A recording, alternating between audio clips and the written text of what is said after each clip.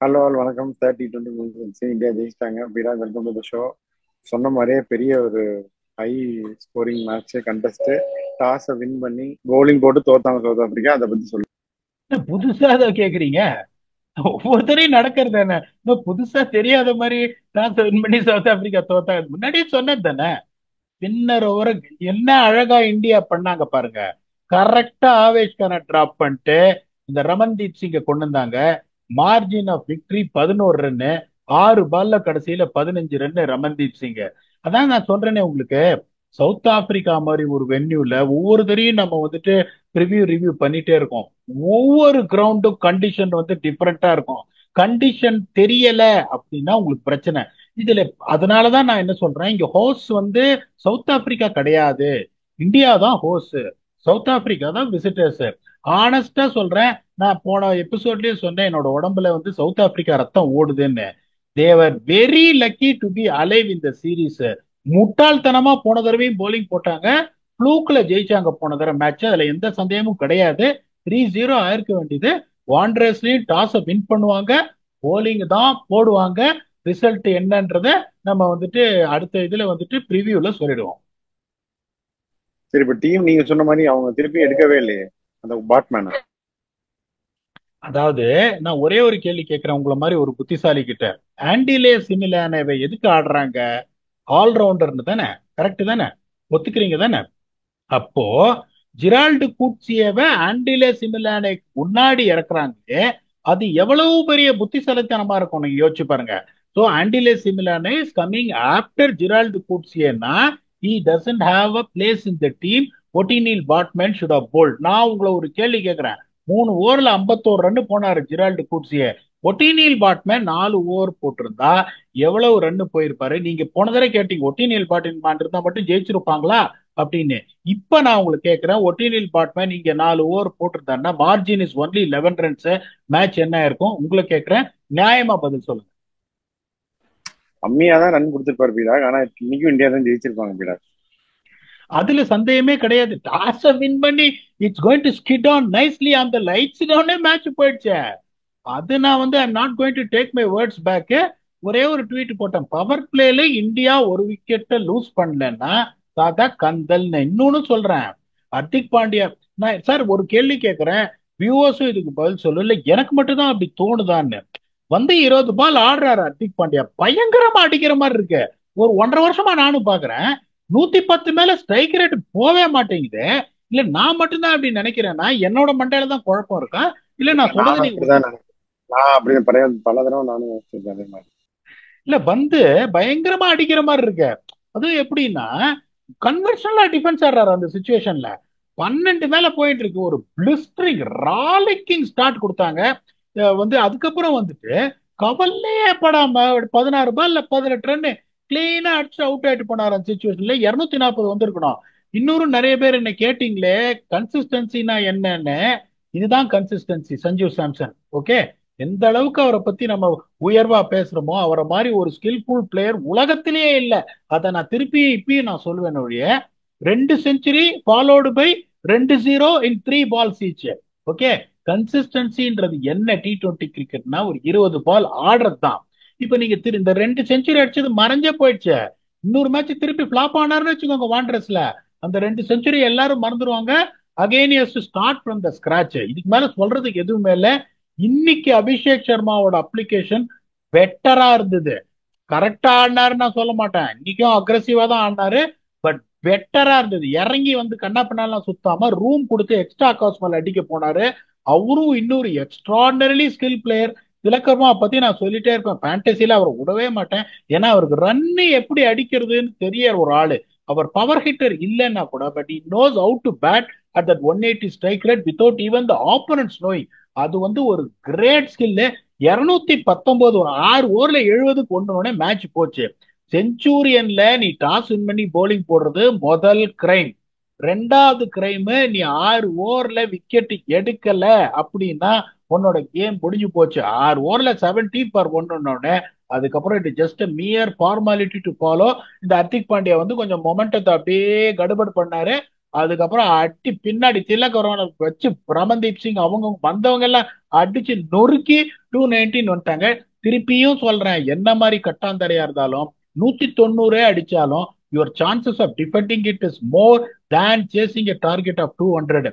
இதுல நீங்க அவளை கேட்டீங்கன்னா என்ன தெரியுமா சொல்லுவாங்க, எப்படி தெரியுமா புத்திசாலித்தனம் கொடுப்பாங்க, இல்ல பீடா 220 அடிச்சாலும் டார்கெட் தெரிஞ்சிரும், அவனை விட ஒரு ரன் நம்ம கூட அடிச்சா போறோம், மேட்ச் ஜெயிச்சிருவோம், ஓவருக்கு 11 ரன்ன்ற கால்குலேஷன் வச்சு ஆடினோம்னா நம்ம ஜெயிச்சிடலாம் அப்படின்னு எனக்கு ஒரு இன்டெலிஜென்ஸ் கொடுப்பாங்க நான் ஒரு இன்ஜினியருக்கு. ஓகே, அதனால ஒண்ணுமே பண்ண முடியாது. என்னை பொறுத்த வரைக்கும் ஸ்ட்ராட்டஜிக்கலி ஜீரோனா சவுத் ஆப்பிரிக்கா. இதுதான் ஒரே ரீசன் அவங்க வந்து வேர்ல்டு கப் போய் சொதப்பறதுக்கு காரணம். அவங்க சோக்கர்ஸ் எல்லாம் கிடையாது, strategically absolutely wrong in every thing. அவங்க ஜெயிக்கவே மாட்டாங்க ஆனஸ்ட்லி ஸ்பீக்கிங். அப்சல்யூட்லி ராங்ன்றீங்க. உண்மையை தானே சார் சொல்றேன். இப்ப ஒவ்வொருத்தரையும் நான் உங்களை கேள்வி கேட்கிறேன், நாணயமா பதில் சொல்லுங்க. இன்னைக்கு இந்த கட்டாந்தர பிச்சில் இன்னொன்னு என்ன சொன்னேன், ஸ்பின்னர்ஸ் கிரேவ் யார்டுன்னு. 4 ஓவர்ல 54 ரன் வருண் சக்கரவர்த்தி, 4 ஓவர்ல 33 பிஷ்னாய், 4 ஓவர்ல 36 கேஷவ் மகாராஜ், 2 ஓவர்ல 20 ரன் ஐடன் மார்க்ராம். ஒரே ஸ்டாண்டர்ட் போலர்னு பாத்தீங்கன்னா Axar Patel, even though bowled over in power play, 4 ஓவர்ல 29 ரன் ஒரு விக்கெட். அப்படிப்பட்ட ஒரு போலரை நீங்க போன மேட்ச் யூஸ் பண்ணாம விட்டீங்க. யூஸ் பண்ணீங்கன்னா இன்னைய நேரம் வந்து கோவிந்தராம சங்கீதன் ஆயிருக்கும், 3-0 ஆயிருக்கும். ஸ்ட்ராட்டஜிக்கல் எரர்னால they are still alive in the series. எப்படியே ஓசில கீசில அடுத்த மேட்ச் ஜெயிச்சாங்கன்னு வச்சுங்களேன், it's a hot fought series, we shared the honors பாங்க, கொஞ்சம் கூட வெக்கமே இல்லாம. அதனால அந்த ஆனஸ்ட்லி ஸ்பீக்கிங் நான் திருப்பி சொல்றேன், என் உடம்புல ஓடுறது சவுத் ஆப்பிரிக்கா ரத்தம், சவுத் ஆப்பிரிக்கா ஜெயிக்கணும்னு ஆசைப்படுறேன். சவுத் ஆப்பிரிக்கா ஜெயிக்கிறது நியாயம் கிடையாது. India has to win the series 3-1 bottom line. இன்னைக்கு வந்து ட்ரெமண்டஸா பண்ணாரு சூரியகுமார் யாதவ், கேப்டன்சி பிரில்லியண்டா பண்ணாரு, அதுல எந்த சந்தேகமும் கிடையாது. By promoting Tilak Varma at number 3 was a master stroke. இன்னொன்னு எப்படின்னா, 2 லெஃப்ட் ஹேண்டர் இருந்தா லெஃப்ட் ஹேண்ட் ஸ்பின்னர் போடக்கூடாது, ஐசிசி ரூல் முன்னாடியே சொல்லிட்டாங்க. நீங்க 2 லெஃப்ட் ஹேண்ட் ஸ்பின்னர் இது ஹேண்டர் இருக்கும்போது லெஃப்ட் ஹேண்ட் ஸ்பின்னர் போட்டா 6 மாசம் அன்பெயிலபிள் அரெஸ்ட் வாரண்ட் கொடுத்துருவாங்க. நீங்க கலெக்டர் உங்களுக்கே தெரியும், நீங்க அப்பீலே பண்ண முடியாது, ஜெயில இருந்துட்டு தான் வரணும். அதனால 9வது ஓவர் கேஷவ் மகாராஜ் கொடுக்குறாங்க, 8 ஓவர்ல 100 வந்துருச்சு. 9வது ஓவர்ல அவர் தான் உங்களுக்கு விக்கெட் எடுத்தாரு. இந்த மாதிரி ஒரு ஆளுங்க எப்படி சார் ஜெயிப்பாங்க நீங்க சொல்லுங்க. இல்லைன்னா நான் ஓவரா ரியாக்ட் பண்றேன், நான் நியாயமா சொல்றேன், நீங்க சொல்லுங்க. இல்ல கரெக்ட் தான். அதே மாதிரி battle between the batting power weights ரெண்டு சைடுமே அது ஐ திங்க் அடிச்சிட்டாங்க இந்தியா பயங்கரமா. செஞ்சுரியன்ல வச்சு செஞ்சுரி போட்டாரு திலக் வர்மா, அதை பத்தியும் எக்ஸ்ட்ராடினரி நாக்கு. இன்னும் ஒன்னே ஒண்ணு பாருங்க, அவர் ஆடின ஷாட்ஸ் எல்லாம் பாருங்க, beautiful shots with zero slogging. இந்த 65-70 போனதுக்கு அப்புறம் தான் அந்த பிளைண்ட் ஸ்லாகிங் அவர் போனாரே ஒழிய, he was a never one who tried an accelerate in a stupid way. Beautifully constructed 100. நான் என்னோட ஒப்பீனியன், நீங்க இதை ஒத்துக்கிறீங்களா இல்ல வியூவர்ஸ் ஒத்துக்கிறீங்களா, என்ன பொறுத்த வரைக்கும் நீங்க man of the match Axar Patel. Tilak Varma வந்து ஒரு வேற லெவல் இன்னிங்ஸ் ஆனாரு, நான் இல்லைன்னு சொல்லல. இந்த மாதிரி ஒரு கிரேவியார்டுல 4 ஓவர்ல 29 ரன் ஒரு விக்கெட், ஒரு extraordinary catch of David Miller, ஒரு பிரில்லியன்ட் சேவ் இந்த பவுண்டரிங்கும் போது இந்த மேட்ச் டிஃபைனிங் மூமெண்ட்ஸ் யார் உங்களுக்கு ஏற்படுத்தினாங்கன்னா அக்ஷர் பட்டேல் தான். என்ன பொறுத்த வரைக்கும் இங்க செஞ்சுரி அடிக்கிறது, செஞ்சுரி T20 அடிக்கிறது பெரிய டீல் இல்லைன்னு நான் சொல்லல. இந்த பிச்சில் 4 ஓவர்ல 30 ரன் கீழே போடுறதுன்றது அன்இமேஜினபிள். பிஷ்னாயும் பிரில்லியண்டா போட்டார், கடைசி ரன்ல ஓவர்ல அவருக்கு ரன் போயிடுச்சு அவருக்கு. But my man of the match would have been Axar Patel. இதை நீங்க ஒத்துக்கிறீங்களா இல்லையா? அதுதான் நீங்க சொன்னது கரெக்ட் தான். ஏன்னா பொதுவா பேட்டிங் செஞ்சுரி போடுறது பில்டிங் தான், பேட்டிங் சர்ஃபேஸ் தான். But then Axar for his contribution all through கண்டிப்பா அவருக்கு தான் கொடுக்கணும்னு நினைக்கிறேன் அப்படின்னா. ஆனா இந்த 5, 6, 7 ஹர்திக், ரிங்கு, ராமன்தீப் வந்து ரொம்ப டேஞ்சரஸா எனக்கு தெரியுது. அதை நீங்க எப்படி பாக்குறீங்க? இல்ல, எனக்கு Hardik has to really come in to the picture first. ஏன்னா வந்துட்டு இப்போ ஆல் ஆஃப் அ சடன் வந்துட்டு உங்களுக்கு என்ன சொல்றது, இப்போ அக்ஷராலையும் வந்துட்டு பெடல் எடுக்க முடியும், ரிங்கு சிங் எப்ப வேணாலும் இது பண்ண 2-3 மேட்ச் குவைட்டா இருக்காரு. But I'm telling you that is going to really hurt you bad way. அதுக்கப்புறம் then you got someone like Ramandeep. அதைத்தான் நான் சொல்றேன் உங்களுக்கு. ஆவேஷ்னா நீங்க போட்டிருந்தாலும் 4 ஓவர் 45 போயிருப்பாரு நல்லா போட்டு. சோ நான் என்ன சொல்றேன், இப்ப இவங்களே என்ன பண்ணிருக்கணும், நடுவுல ஒரு ஓவர் சொருகி இருக்கணும். ஃபர்ஸ்ட் 10 ஓவருக்குள்ள ஒரு ஓவர் ரமன்தீப் சிங்க்கு கொடுத்து பார்த்திருக்கணும். இவங்க அதை பண்ணாமலே விட்டாங்க. இப்ப நீங்க ரமன்தீப் சிங் இன்னைக்கு வந்து ஒரு 2 ஓவர்ல ஒரு 21 ரன் போட்டிருந்தா கூட they can still think about okay no problem. இப்ப எப்படி யோசிப்பாங்க, அவங்களே கொஞ்சம் பயப்படுவாங்க. யோ 11 ரன்ல தான் ஜெயிச்சோம், பெசாம ஒரு பாஸ் பவுலர் ஆடிடலான்னு சொல்லிட்டு ரமன்தீப்பை டிராப் பண்ண கூடாது. ஃபீல்டிங்ல +5, போலிங் கொடுத்தீங்கன்னா ஏமாத்தி போட்டுருவாரு. ஒரு ஒரு ஓவர்ல 9 ரன் போட்டுருவாரு. That is what you all got to do. அதை புரிஞ்சுக்காம இன்னைக்கு அவர் போலிங் கொடுக்காம போயிட்டாங்க. அவங்க பவர் பிளேலயே அவங்களுக்கு முடிஞ்சது அவங்களோட கதை. 55 பவர் பிளேல காலி 10 ஓவர்ல 84 for 4 மார்க்ராம் அவுட் ஆகும் போது டபார்னு வருது 16வது ஓவர். கிளாசன் அப்பதான் வந்து அப்படியே ஆடிட்டு இருக்காரு. 3 அரைக்குழி போட்டாரு இவரு வருண் சக்கரவர்த்தி. ஐம் டெல்லிங் அந்த இதுல வந்துட்டு உங்களுக்கு என்ன சொல்றது, கொஞ்சம் வைடர் லைன்ஸ் போட்டார். அன்பார்ச்சுனேட்லி கரெக்டா சிட்டப் ஆயிடுச்சு பால். டப்பு டிப்பின் 3 சிக்ஸ் அடிச்சாரு ஒழிய அந்த 3 சிக்ஸ் நீங்க எடுத்துட்டீங்கன்னா it's still not the same class and what you're seeing. அந்த சுச்சுவேஷன்ல லைட்டா வந்து நீங்க என்ன பண்ணிருக்கணும், ரமன்தீப் சிங் ஒரு ஓவர் கொடுத்து என்னதான் பண்றான்னு பார்க்கணும். 10 ஓவர்ல 84யா உனக்கு 136 ரன் அடிக்கணும். 10 ஓவர்ல 6 விக்கெட் தான் இருக்கு. அப்ப நீ ரமன்தீப் சிங் போலிங் கொடுக்கலன்னா எப்ப எக்ஸ்பெக்ட் பண்ணுவ? இப்ப 2 ஓவர் அவர் கொடுத்திருந்தாங்க, they would have gone with the same playing level. Now they will go with the confusion with 24 hours to turn it around whether it is going to be the same playing level or not. அந்த கன்ஃபியூஷனோட போக கூடாது. Still they will go with the same playing level. Correct தான் நீங்க சொல்றது. South Africa என்ன பண்ணுவாங்க உங்க டீமுக்கு, அதை பத்தி சொல்லுங்க. எப்படி அதை பண்ண போறது இல்ல, அதனால சொல்லுங்க. என்ன பண்ணாங்க, டாஸ் வின் பண்ணி bowling போடுவாங்க. But we know the Wanderers, we know how it's going to be. The ball is going to skid under the lights. We will restrict them to a sizable total. 235 run கொடுத்துட்டு 11 ரன்ல தோத்துட்டு it's a close game. He fought very well.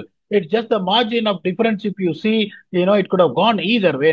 Either way எல்லாம் கிடையாதுயா. 219 அடிச்சு game over உனக்கு. அது சும்மா இவரு வந்துட்டு ஒரு exhibition பண்ணாரு மார்க்கோ ஆன்சன். அதனால மேட்ச் உனக்கு வந்து க்ளோஸா வந்தது ஒழிய நீ கேம்லயே கிடையாது. 219 வந்து ஒண்ணு நீ க்ளோஸ். அந்த கேட்ச வேற விட்டாரு அக்ஷர் பட்டேல் இவருக்கு, ரயான் ரிக்கல்டனுக்கு. முன்னாடியே அந்த கேட்ச பிடிச்சா அங்கேயும் உனக்கு அந்த வேகமா வந்த ஒரு 20 ரன்னும் போயிருக்கும். அப்படிங்கும் போது let is be very honest. நான் திருப்பி அதான் சொல்றேன் உங்களுக்கு, ஜெரால் குட்ஸியோட போலிங்கை பத்தி நான் கமெண்ட் பண்ண மாட்டேன். Andile Simelane is going to bat after Gerald குட்ஸியனா he doesn't qualify as an all-rounder. அப்ப நீங்க என்ன பண்ணணும், ஒட்டினில் பாட்மேனா ஆடித்தான் ஆகணும். மத்தபடி நிறைய பேர் கேள்வி கேட்கறாங்க, டானோவன் பெரேராவை கொண்டு வருவீங்க, யாருக்கு பதில கொண்டு வருவீங்க? கொண்டே வர முடியாது. உங்களுக்கு கிளாசன், ஸ்டப்ஸ், மில்லர் இருக்காங்க, யாருக்கு பதில நீங்க கொண்டு வருவீங்க? கொண்டே வர முடியாது. மார்க்ராம் இது power fact batting lineup, settled batting lineup, நீ கொண்டே வர முடியாது. டொனால்ட் பெரேரா ஒரே சான்ஸ் என்னன்னா இதுதான். Wanderers, it's going to be a graveyard for spinners again. It's going to be a high scoring venue and they have to bring Otiniel Batman either in place of Gerald Coetzee or Andile Simelane. ரெண்டு பேருக்கு அவர் 3 ஓவர்ல 34 run 2 wicket எடுத்துட்டாரு. இவர் தான் வந்து ரொம்ப expensive. அப்படிங்கும் போது they have to make a call who is going to warm the bench for Otiniel Batman. அடுத்த மேட்சும் அவங்க ஒட்டினியல் பாட்மேனா ஆடலன்னா ஒண்ணு நம்ம கரெக்டா சொன்னோம், என்காபாவை தான் சாக்ரிஃபைஸ் பண்ணுவாங்க, சாக்ரிஃபைஸ் பண்ணிட்டு இது பண்ணுவாங்கன்னு கரெக்டா அந்த மாதிரி பண்ணாங்க. அவர் 3 ஓவர்ல 50 எல்லாம் கொடுத்துருக்க மாட்டாரு. அதையும் நான் சொல்றேன். அடுத்த மேட்சும் அவர் ஆட போறது இல்ல. either they are going to stick on to the same playing 11 which is definitely going to be the wrong playing 11. They have to get Batman either in place of Coetzee or Simelane based on who they back on in their confidence. Bottom line.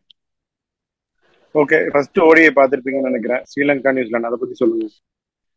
Avishka Fernando, I rate him extremely highly. அதாவது ஒரு classical player. Shorter lines எல்லாம் போட்டீங்கன்னா அடி பின்னிடுவாரு. அதுக்கப்புறம் குஷால் மெண்டிஸோட 143 வந்து ஒரு blistering நாக்கு. அங்கெல்லாம் நீங்க 324 எல்லாம் நீங்க தம்புல்லால அடிச்சீங்கன்னா you got absolutely no chance of defending. அதுக்கப்புறம் இந்த மழை அது இது டக்கத் 221 டார்கெட் 45 ரன்ஸ்ல வந்துட்டு கம்ஃபர்டபுளா ஜெயிச்சாங்க. அதான் சொல்றேன், Sri Lanka is just really growing in stature. எனக்கு என்ன பயம்னா இப்ப இந்த சீரீஸ் ஜெயிக்க முடியாது, சவுத் ஆப்பிரிக்கா முடிஞ்சு போச்சு. அப்படியே ஜெயிச்சாலும் it is going to be drawn series. இப்ப ஸ்ரீலங்கா ஆடுறத பார்த்தா அவங்க கிட்டயும் டாஸை வின் பண்ணி நீங்க வந்து தப்பா நீங்க வந்துட்டு டெசிஷன் எடுத்து WTCலயும் மண்ணு விழுந்துருமோ தான் எனக்கு பயம். இதோட சான்ஸ் பாகிஸ்தானும் there slowly coming in. They are also in confidence. Two teams which are just gaining confidence.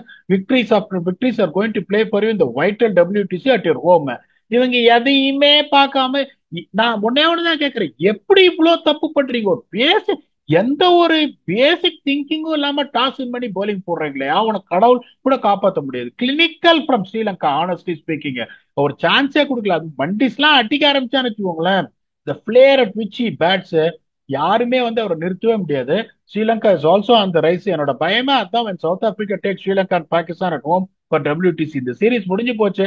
they are not going to gain any honors even if they win it. உன் ஊர்ல வந்துட்டு நீ சீரீஸை டிராப் பண்றேன்னா என்ன honour? there is no honor, you have to win. Simple. இப்ப India 3-0 தோத்தாங்கன்னு எல்லாம் troll பண்ணாங்களே இந்தியாவை. Same thing applies to south Africa also.